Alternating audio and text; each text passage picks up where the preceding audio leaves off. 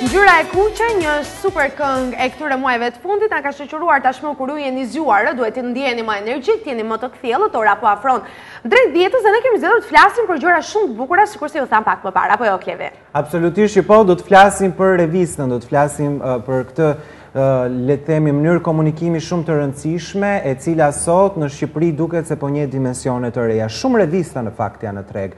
Dhe ne sot kemi këtu përfaqësuese në njërës për tyre, ato që merret me detajet e merren ndërton Madam Mapon, apo jo Iva? Përshëndetje dhe mirë se erdhe. Mirëmëngjes, është kënaqësi që të kemi herët në mëngjes. Në fakt e dim që është pak sakrificë të vish në studio kaq herët. Ne gazetarët të kemi këtë problemin e mëngjesit që Iva, flasim për revistën dhe ti ke qenë dhe je gjithmonë një ndër ato personazhe që ke drejtuar revista të tilla të cilat kanë bërë opinion në Shqipëri. Domethënë thjesht kanë kaluar siç shumë bëhet sot. Sa rëndësishme është për publikun shqiptar të paturit e një tregu reviste? Sa e vlerësojnë ata? Nuk di të them se e vlerësojnë publiku shqiptar, po në përgjithësi dhe në botë, revista është ajo pjesa, le të themi, më luksoze e gazetarisë, është një nga ato nëse lajmet në televizion ikin, thuhen, i dhe në ajër dhe mbarojnë, nëse gazetat ka një gjatësi vetëm prej një dite dhe të nesërmen pastaj mund të shërbejnë vetëm për arkiv. Revistat jetojnë me vite. Unë kam një arkiv në shtëpi të tmerrshëm revista, se tani nuk po di, më duhet një dhomë për të strehuar gjithë revistat. Jo vetëm të punëve tua, po edhe të tjera. Të punëve të mia që nga revista Klan, që nga 2003 kam një dëngë revistash të jashtëzakonshëm dhe pastaj te revista Jeta dhe numrat e madami kam vetëm në zyrë dhe nuk arrita sot të mëngjes të sillja asnjë, sepse nuk i ka marrë në shtëpi nga që më duhet të ngrej një kënd ose të heq, plus të tjerave. Pastaj kam një koleksion të jashtëzakonshëm revistash të huaja që janë të paktën 4 vitet e fundit: Vanity Fair, Vogue, Elle, Marie Claire, Glamour, Cosmopolitan. Është një buxhet i jashtëzakonshëm vjetor që unë harxoj vetëm me revista. Mua revista më pëlqen që ta lexoj. Jam lexuese shumë e mirë revistash, prej shumë vitesh, shumë revistash. Dhe besoj, mendoj që të paktën është një shtresë popullsie që ka qef që pjesën e të shtunës ose të dielës ta kaloj përveç atyre gazetave, tabloidëve, të ketë pse jo dhe një revistë. Revista ka lloji i saj, është më tepër magazin, prandaj është e mbushur me gjithë farë gjërash ku mund ta gjej veten kushdo. Dhe mund ta rilexosh her pas here çuditërisht. Mund ta rilexosh sepse revista është e menduar në atë mënyrë nga që qëndron një muaj në treg, jemi të detyruar ta shmangim aktualitetin. Domethënë, ato që për ju janë lajme, janë buka e përditshme, ne nuk na hyn në punë, maksimumi mund të merremi me atë personazhin që ka qenë pak më i lakuar në media, në televizion dhe nëpër gazeta, dhe ta bëjmë diçka më të zgjeruar.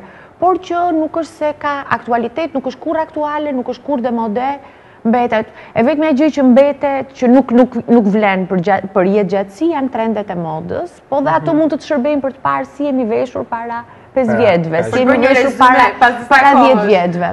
A e blejmë në revistën në Shqipëri? Kemi konsum? Kemi pasur më tepër konsum, të paktën unë mbaj mend pjesën e disa vite më parë, qoftë kohën kur punoja te revista Jeta, ndoshta ishte edhe fakti që atëherë kisha fatin që ishte e vetmja revistë femërore, në shembullin e Jetës sot janë 10 revista të themi, që mbajnë mend Jetën siç ka qenë në kohën e saj të artë, dhe kanë lulëzuar disa revista, përfshirë edhe revistën që unë drejtoj tashmë. Mos harrojmë dhe pjesën, është mëkat të bëhemi të verbër, pjesën e krizës ekonomike, që themi ku është, por ndihet edhe këtu normalisht. Ndihet sidomos në këtë lloj tregu, sepse revista ndryshe nga gazetat e përditshme edhe llojin e publicitetit që ka brenda, sepse mediat mbajnë me publicitet dhe jo me numër shitjesh, e ka më specifike, ka të mallrave luksoze. Në kohë krize të parën gjë që ne bëjmë është që shkurtojmë të shpenzimet luksoze. Nuk po them blerjen e revistës, po blerjen e veshjeve luksoze që reklamohen në revista, po të aksesorë, po fillojmë dhe mbajmë, tresim, le të themi, atë dhjamin tonë. Dhe në këtë lloj mënyre dhe pjesa e publicitetit është bërë më e vështirë këtë vit. Pastaj, po mos të harrojmë edhe një pengesë tjetër që vjen nga mediat elektronike, që vjen nga koha e kaluar online. Unë vetë, sado që jam shumë e dashuruar me letrën, me median tradicionale, kaloj gjithmonë e më shumë orë për para ekranit. Gjë që do të thotë që gjithmonë e më pak lexohet dhe gjithmonë e më pak lexuesi shqipërirur të lexoj revistat që janë të bëjnë, e kanë karakteristikë të tyre shkrimet e gjata, shkrimet analitike, njerëzit kanë filluar të lexojnë ato 140 karakteret edhe nuk shkojnë për te. Në fakt, një pyetje që shpesh lind midis gazetarëve janë ato personazhe të cilët ne mundohemi që të na shesin produktin ton. Në një revistë, në fakt, në Shqipëri, nga personazhet publik që janë në Shqipëri, a mund ta shesin të gjithë nëse ato vendosen në një kopertinë duke qenë se është fytyra e parë e tyre? Jo, të gjithë dhe jo në çdo revistë. Prandaj po thoja më përpara këtë pjesën e revistës Jeta. Unë kisha luksin në kohën që drejtoja revistën Jeta, pasi revista u bë e njohur, mund të nxirje çfarëdo lloj kopertine, mjafton të ishte e bukur, estetike dhe shitej. Shitej sepse krijon një blerës të caktuar. Te madam, gjithsesi kam një target, një blerës të caktuar që e blen çfarëdo lloj të ketë në kopertinë, por gjithmonë duhet jemi në kërkim dhe të lexuesve të rinj, sepse duhet të rrisim duke qenë revistë më e re, shumë më e re, ka vetëm as 2 vjet, duhet që atë kopertina të jetë një lloj karremi që të marrë dhe lexues të rinj. Pastaj nëse ai lexues i ri niset nga kopertina, nesër pas nesër do ta blej revistën edhe vetëm për përmbajtjen, sepse do kënaqet, do shohë që ka shumë gjëra për të lexuar brenda por është gjithmonë jemi në kërkim të peshkimit të lexuesve të rinj. Kështu që kopertina është shumë e rëndësishme. Nëse ne mund të përmendim disa emra nga eksperienca juaj, se ju pothuajse të gjithë figurat i keni patur natyrisht, kryesisht figurën femërore, cila ka qenë, le të themi, një ndër figurat femërore që ka shitur më shumë, ose mund të kenë qenë dhe çift ose drejt, në të dy revistat un kam dhe një ndryshim që është një ndryshim target, flasim për të dyja eksperiencat. Nëse të revista Jeta mbante dhe modele në kopertinë, tek revista Madam, qoftë edhe për shkak të logos, që është konceptuar për lexuese mbi 35 vjeç, 30-35 vjeç, jo për adoleshente, gjithmonë jemi ruajtur që të jenë pak më zonja në kopertinë. Të kenë pak pesh personazhet që vinë. Duke menduar qoftë edhe që shumica e blerësve janë blerës mbi këtë moshë, duhet që në një farë mënyrë blerësi të identifikohet me personazhin e kopertinës. Megjithatë, në gjithë këto vite ka nga ata personazhe që janë personazhe të mirë, të ëmbël, që le të themi janë për të shitur në e ka ruajtur pozicionin e njerëz të tyre. Shesin edhe pa titull. Shesin sepse mos harrojmë që një gjë shumë e rëndësishme është dhe titulli. Jo thjesht që ata po dalin sa të bukur janë, por çfarë po thonë. Është shumë e rëndësishme, të paktën për mua, në punën që unë bëj, që personazhet mos jenë vetëm për pamjen e tyre, që të thonë 10 mënyra për të kombinuar çizmet me kapelen edhe mbaron revista. Në fakt, vite më parë, mbaj mend që një vëmendje maksimale kushtoi pamjes së jashtme. Madje filloi të komentoj shumë edhe zhveshja e personazheve nëpër kopertina sikur bënte një risi të veçantë. Ka ndryshuar, më duket, kjo lloj përshtypje edhe nga lexuesit dhe nga botuesit. Ka ndryshuar disi. Mbaj mend në vitet kur un kam punuar në Klan, kishim 3-4 kopertina që e dinim dhe kur ishim pa kopertinë, sepse ishte një herë në javë, ishte shumë e vështirë, e dinim që ishte Qiljeta, Zajmina dhe mund ta përshtasje që një shkrim që ishte edhe për kthim, mund ta përshtasje me një kopertinë të tillë funksiononte gjithmonë. Tani nuk funksionon më kjo pjesë, sepse ndoshta njerëzit dhe janë ngopur me këtë lloj gjëje, ose nga që ka shumë revista janë bërë më kërkues dhe shumë mirë që janë bërë më kërkues, që atë lek që shpenzojnë për të blerë një revistë që kushton 300 lekë, paktën ta mbajnë disa orë në dorë ose disa ditë do ishte gjëja më mirë. Mos ta hedhin vetëm. Mbaj mend para disa vitesh një nga revistat që bënte kompania ku unë punoja e Jetës, ishte edhe mat, dhe mbaj mend në plazh në shezllongun ngjitur një zonjë që e kishte blerë, ishte një nga numrat më të mirë të matit atë javë. Një zonjë që e kishte blerë e shfletoi dhe pastaj ja hodhi të shohë që do ta si ka harxuar 3000 lekë, unë vetëm një orë mbajta, vetëm me fotografi. Aty e pash që ai që e blen doj që të paktën ta mbaj gjithë ditën, ka harxuar lekë dhe ne duhet ja respektojmë investimin që ai ka bërë. Ose të paktën të ketë interesin që ta mbajmë më gjatë, të tregojë dhe miqve ta marrë. Në fakt ne kemi gati tani dhe regjia më informon kopertinën e numrit të fundit të Madam Mapo dhe është pikërisht zonja Kryemadhi me vajzën e saj. Një zonjë e cila është vërtet interesante, krijon një lloj impakti kur bëhet fjalë që edhe në diskutime dhe në debate, kur është ajo dihet që ka batut. Një mami për shoqe ishte titulli. Një mami për shoqe më njëherë. Sepse revista ka një veçanti nga revistat e tjera që janë në treg, çdo muaj ka një dosier, që do të thotë ka një sër shkrimesh që lidhen me një argument të vetëm, që shpesh herë është dhe personazhi i kopertinës, nuk është e thënë, ka raste që janë dhe të ndryshëm, por në përgjithësi ka lidhje me personazhin e kopertinës. Dhe kësaj radhe ne jemi marrë me vajzat e vogla, si vishën vajzat e vogla, sa qef kanë, duke u kthyer edhe në këto ëndra tona të fëmijërisë që kishim qef të vishnim ato këpucët me taka të mamit, që pastaj na bërtisnin nënat që u thyenin taka, kemi këshilla me psikologen, a duhet ta lëm vajzën e vogël të përdori tualet, në çmosh duhet përdori tualet. Të gjitha këto lloj këshillash dhe disa vajza të vogla që janë brenda pozojnë me veshjet e tyre që nuk janë roz. Kemi zbuluar që fashionistat e reja nuk e duan rozën, rozën e duan mamat e tyre dhe jo gocat. Dhe në këtë mënyrë kemi zgjedhur, po mendonim në redaksi, kush ishte një personazh që kishte një vajzë duke u rritur. Monika ishte perfekte, sidomos Era. Unë njoh personalisht Erën, vajzën e vogël të Monikës. Për që në tregoj se është një karakter? Është e jashtëzakonshme, nuk di ç'të të them, ç'të të tregoj më parë për Erën. Dhe e dinim që në momentin që do merrni Monika nuk do na thoshte dot jo se do donte Era. Kjo ishte, e kishin marrë kalan nga brenda kësaj radhe dhe e dinim që do kishin fotografi të bukura mbi gjitha, sepse Era ka pozuar në një mënyrë të jashtëzakonshme. Dhe fotot janë ato që krijojnë një impakt të jashtëzakonshëm në raport me personazhin që shpeshherë në një kopertinë është ndryshe nga ajo që e ke parë në realitet, apo jo? Sepse dhe revistat janë për të tillë gjë, nuk janë që njeriu të dali në zyrë, të dali me atë pozën klasike me duart e vëna dhe të mbështetur pas murit, po edhe mund të luaj me fotografin, mund të krijohet një ide si prallë që të zhvillohet në disa foto me njëra tjetrën. Është një punë shumë e bukur dhe kjo pjesa e fotografisë. Në fakt, ngulmoj tek ato personazhe që kanë qenë më të suksesshëm dhe na kanë habitur të gjithë. Mund të përmendim ndonjë emër? Politika, Klevis, çuditërisht, politika duhet në të gjitha stinët e vitit. Shet edhe e duan, ose ndoshta është nga që janë njerëzit që dalin më shumë në ekran, po të bësh sondazhe, siç bënim dikur në fund të vitit, u detyruam me hoqëm sondazhin, vetëm për këtë arsye, i kemi provuar sondazh të bardhë, të hapur, sondazh me emra. Konkret? Gjithmonë fitonte politika. Gjithmonë po të bëje kush është femra e vitit, gjithmonë ishin politikanet.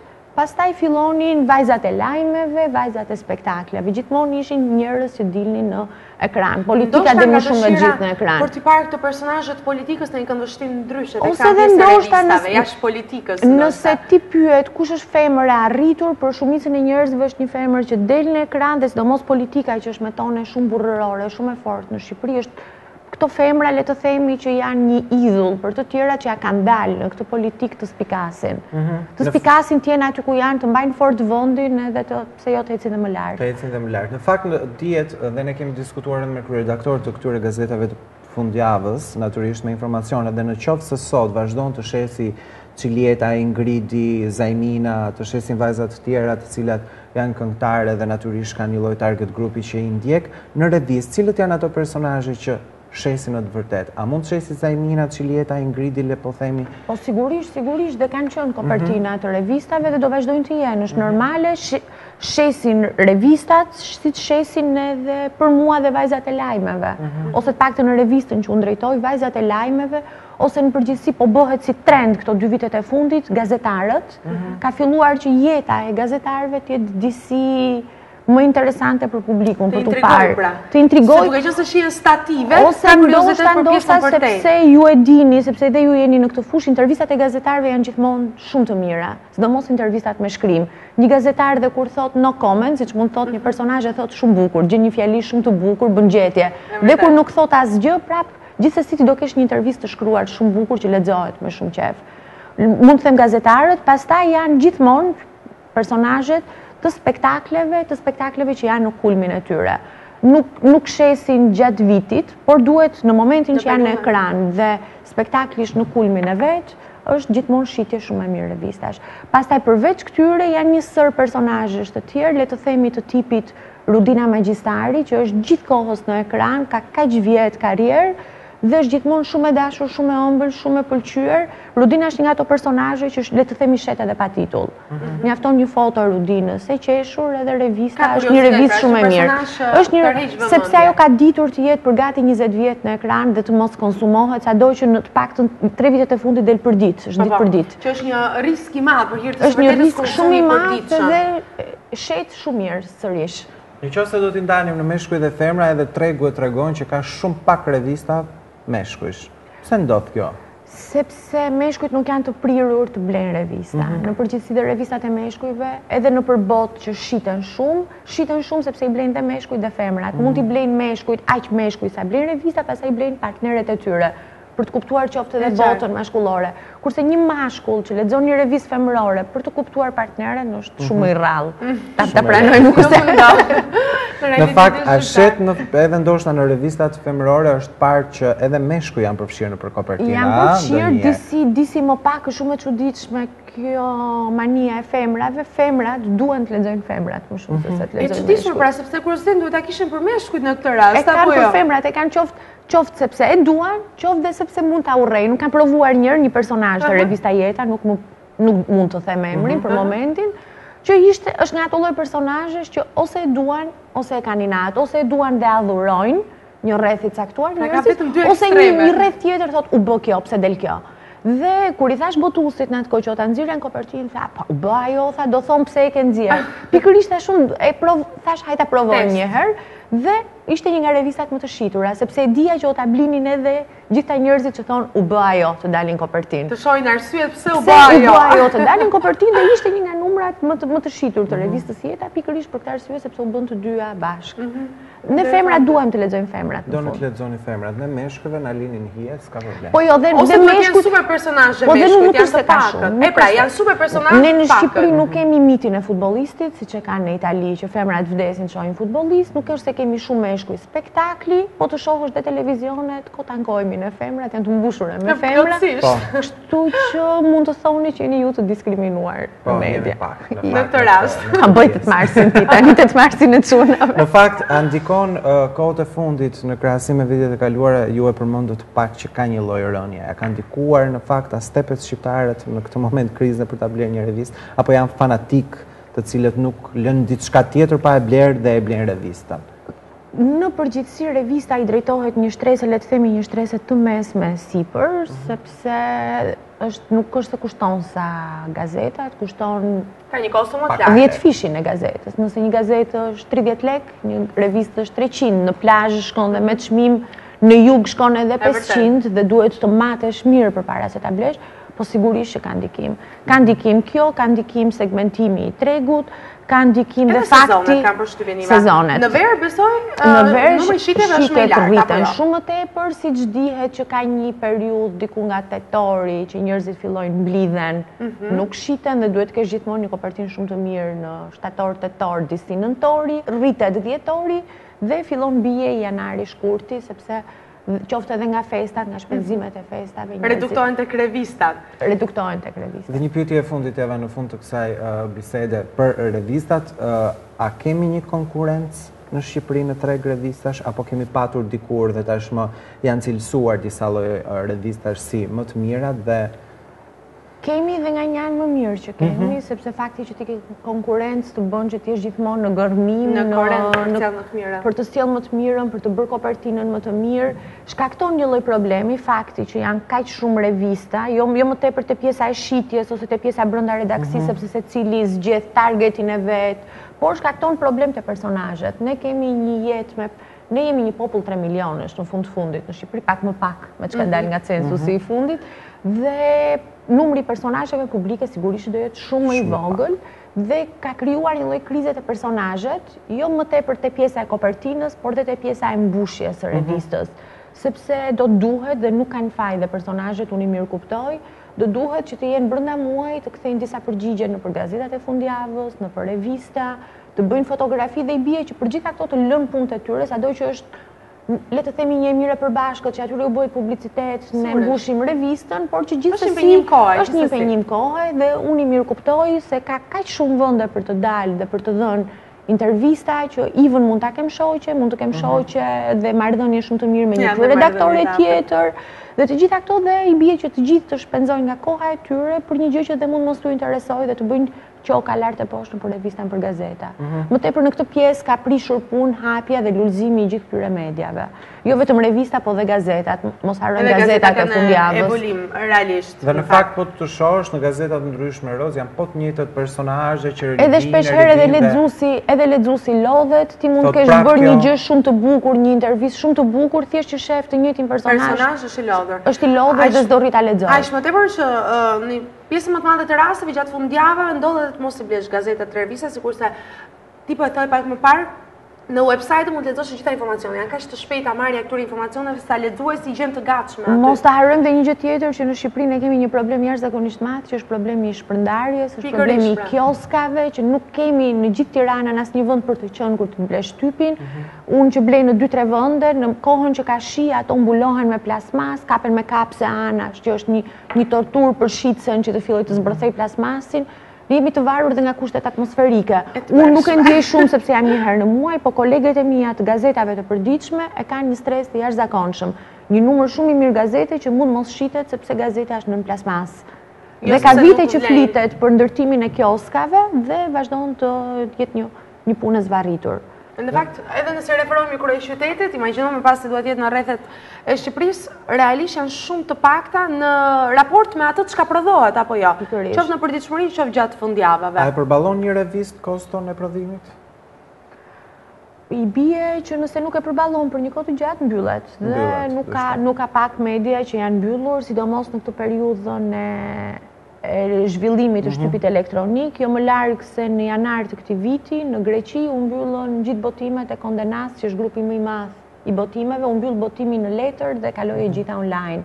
Ndoshta është një moment që dhe media në Shqipëri do bëjë një lloj reflektimi ku jemi që po bën krizën ende duket pra. Përderisa Greqia i ka mbyllur dhe ne jo akoma. Jemi dhe pak më mbrapa për të bërë çështje muajsh. Pra në fakt.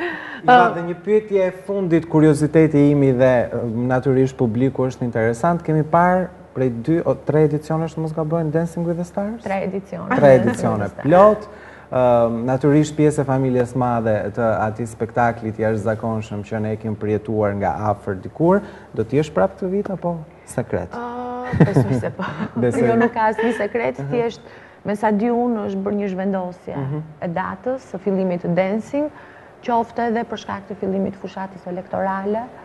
Dhe besoj se do filloj njerë politikanëve, pastaj të mbarojnë punë dhe pastaj të kënaqemi ne. Ke gati të presut për të shijuar këtë spektakël që në fakt ka krijuar dhe imazhet, Iva tashmë identifikohet paksa si personazh. Jo paksa, po shumë. Realisht. Kështu që nëse një personazh mungon, qoftë se ka pasur përshtypje pozitive apo negative, mungon.